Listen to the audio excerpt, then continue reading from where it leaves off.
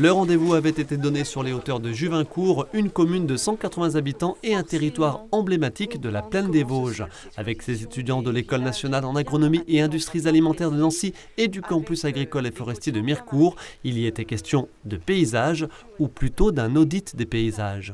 C'est le secteur le plus agricole et le plus cultivé du département des Vosges. Donc effectivement, on n'a pas tout à fait les mêmes physionomies que quand on est sur des territoires plus boisés comme les Vosges côté sud-ouest, sur les forêts ou sur la montagne. Donc on est effectivement dans un territoire un peu différent, mais ça vaut aussi le coup de se pencher sur ce qui constitue notre paysage. On peut trouver des prés, des cultures, des vergers, des vignes, des haies, des zones humides. Et ça en fait toute sa richesse. Une richesse mise à mal notamment par plusieurs décennies d'agriculture intensive. Dans les années 70, la terre était uniquement productive, sans grande considération, par exemple, pour le patrimoine arboré.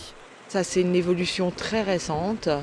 Aujourd'hui, elle est productive, mais elle ne peut plus être que productive parce qu'il faut apprendre des erreurs du passé et voir aussi qu'il y a une nouvelle demande. Si elle n'est que productive, alors demain on ne trouvera plus d'oiseaux et toute cette biodiversité aide aussi à la production.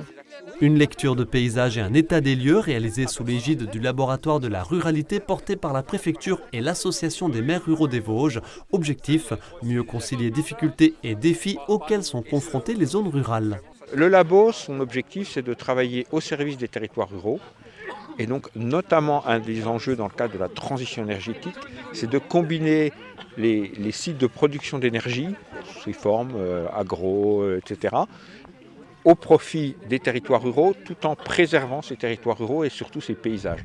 Dans notre département, certains secteurs sont déjà bien avancés sur le sujet. Les Hauts-de-Vosges, bien sûr, couvertes par le parc naturel régional des Ballons des Vosges.